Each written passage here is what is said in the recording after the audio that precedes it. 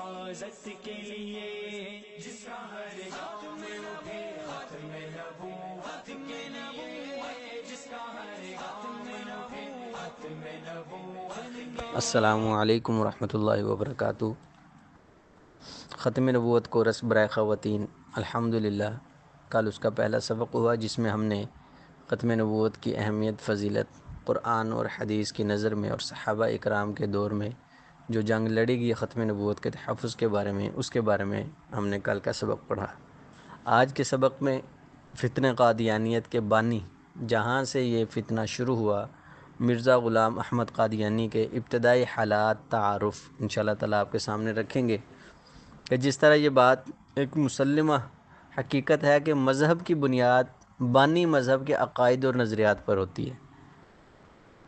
ایسے ہی یہ بھی ایک واضح حقیقت ہے کہ ہر مذہب کا جو بانی ہے اپنے مذہب کے لیے بطور آئینہ ہوتا ہے. اس لیے قادیانیت کو سمجھنے کے لیے مرزا غلام احمد قادیانیت کی شخصیت، اس کا تعارف، حالات زندگی اور خاندانی پس منظر سے واقفیت انتہائی ضروری ہے تاکہ اندازہ ہو سکے کہ امت مرزیہ جس شخص کو نبی اور رسول مانتی ہے وہ اور اس کا خاندان کس معیار کے ہیں. مثال کے طور پر جتنے بھی انبیاء علیہم السلام گزرے ہیں، کم و بیش 1,24,000 ان کا خاندانی پس منظر ہے. ہم آپ علیہ السلام جو آخری نبی ہیں ان کے بارے میں دیکھیں کہ سب سے علاقے میں اور دنیا میں سب سے اشرف اور اعلیٰ خاندان تھا وہ آپ صلی اللہ علیہ وسلم کا تھا. آپ علیہ السلام کی شخصیت کا مکمل تعارف آج ہمارے سامنے ہے. آپ علیہ السلام کے اٹھنا بیٹھنا حتیٰ کہ سونا جاگنا، ایک ایک چیز آج ہمارے پاس محفوظ ہے کہ آپ صلی اللہ علیہ وسلم کس طرح کھایا کرتے تھے، کس طرح پیا کرتے تھے، کس طرح سویا کرتے تھے، خاندان کیا تھا، اس خاندان کا معاشرے میں کردار کیا تھا. اور پھر آپ علیہ السلام جو مذہب اسلام کے بانی ہیں مسلمانوں کے، آپ صلی اللہ علیہ وسلم کا مذہب کیا تھا، آپ علیہ السلام کا بچپنا کیسے گزرا، آپ علیہ السلام کا لڑکپن کیسے گزرا، اسی طرح آپ صلی اللہ علیہ وسلم کی نوجوانی کس کام میں کیسے گزری، اور اسی طرح آپ علیہ السلام نبوت سے پہلے کیا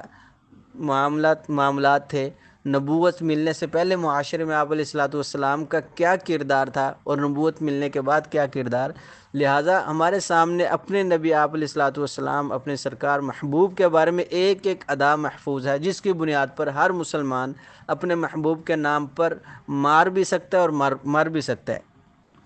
لہٰذا قادیانیت کو سمجھنے کے لیے قادیانی مذہب کا جو بانی تھا مرزا غلام احمد قادیانی، اس کا تعارف ہمارے سامنے ہونا ضروری ہے کہ یہ خبیث کہاں سے آیا، کیسے آیا اور اس نے کیا کیا اعمال کیے، اس کا کردار کیا تھا، اس کی تعلیم کیا تھی.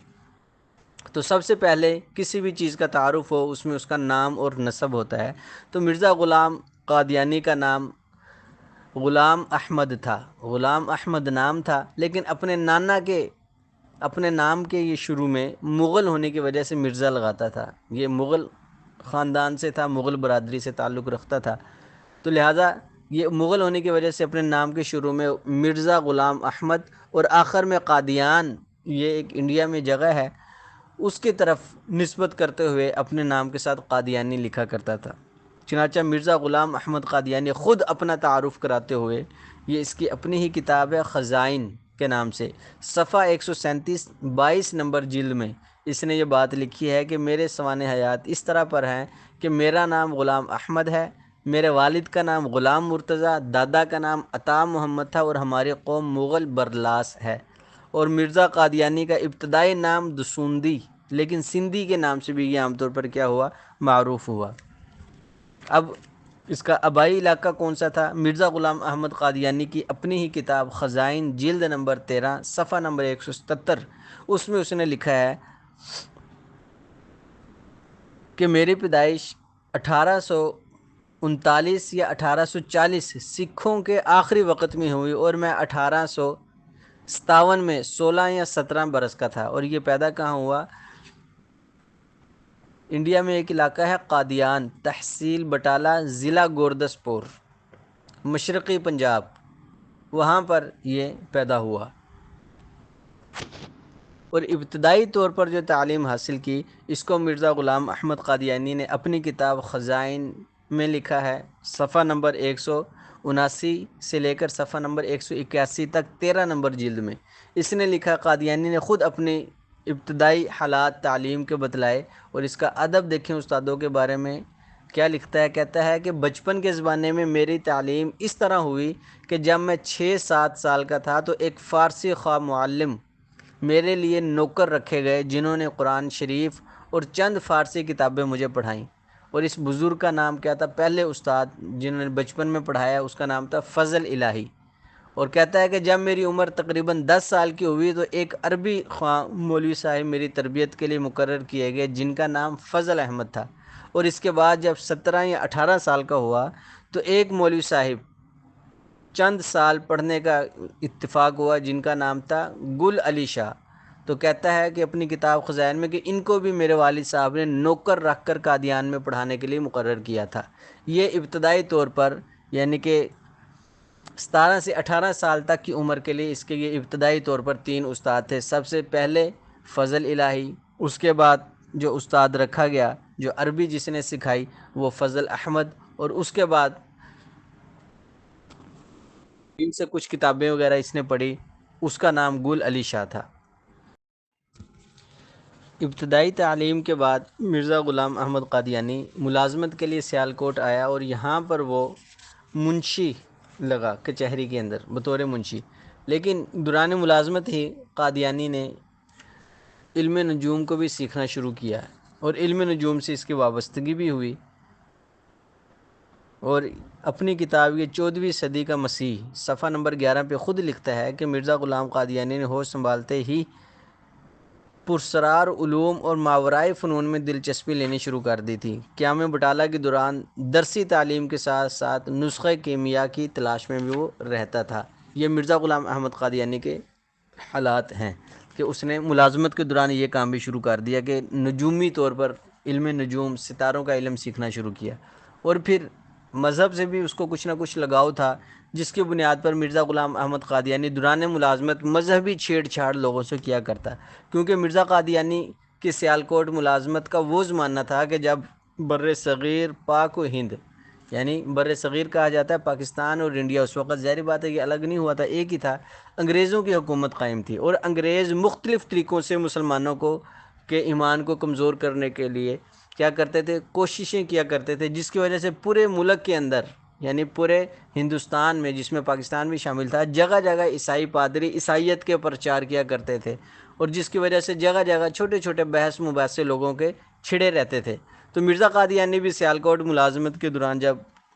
کچھ لوگوں سے اس کی جان پہچان ہوئی تو مرزا قادیانی نے لوگوں سے مذہبی چھیڑ چھاڑ شروع کر دی اور وقتاً فوقتاً عیسائیوں کے ساتھ مناظرانہ گفتگو بھی ہو جاتی تھی۔ اور اسی بات کو اس کے بیٹے مرزا قادیانی کا بیٹا مرزا بشیر احمد ایم اے یہ سیرت مہدی جلد اول صفحہ نمبر 252 میں لکھتا ہے کہ مرزا قادیانی جس جگہ جامع مسجد سیالکوٹ کے سامنے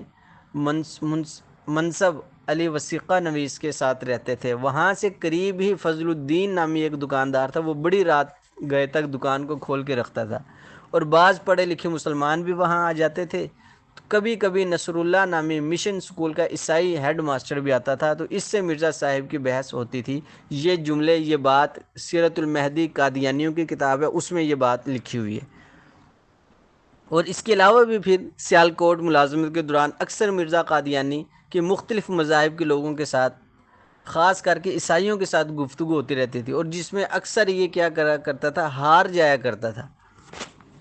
اور پھر اسی ملازمت کے دوران جب وہ سیالکوٹ میں ملازمت کیا کرتا تھا تو یورپین مشیروں اور بعض انگریز افسروں کی مرزا قادیانی سے ملاقات ہوئی، اور اس کے اندر انہوں نے یہ چیزیں دیکھی کہ یہ بول سکتا ہے، مناظرہ کر سکتا ہے، اس طرح کے معاملات کر سکتا ہے، اس میں کچھ ایسی چیزیں دیکھی تو انہوں نے اس کو خریدنے کی کوشش کی اور کچھ لالچ دی، اور اس لالچ کے بعد مرزا قادیانی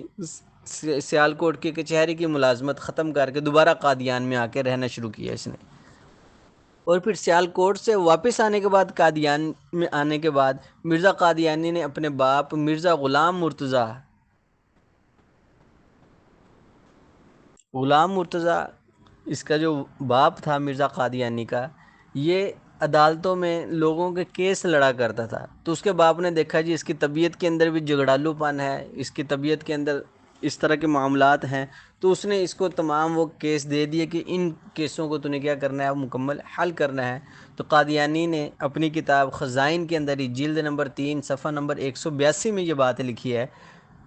کہ میرے والد صاحب اپنے بعض آباء و اجداد کے دیہات کو دوبارہ حاصل کرنے کے لیے انگریزی عدالتوں میں مقدمات کر رہے تھے، اور انہوں نے انہی مقدمات میں مجھے بھی لگا دیا، اور ایک زمانہ دراز تک میں ان کاموں میں مشغول رہا۔ افسوس ہے کہ بہت سا وقت میں ان بیہودہ جھگڑوں میں ضائع ہو گیا۔ یہ جملے قادیانی نے اپنی کتاب میں لکھے۔ اور پھر دوسرا کام قادیانی نے کیا کیا قادیان میں آنے کے بعد، کہ واپس آ کے قادیانی نے گوشہ نشینی اختیار کر لی، یعنی لوگوں سے زیادہ ملاقات نہ کرنا، گھر میں زیادہ رہنا۔ اور اس کے بعد اس نے کیا کیا کہ باطل مذہب کی کتابوں کا مطالعہ کیا،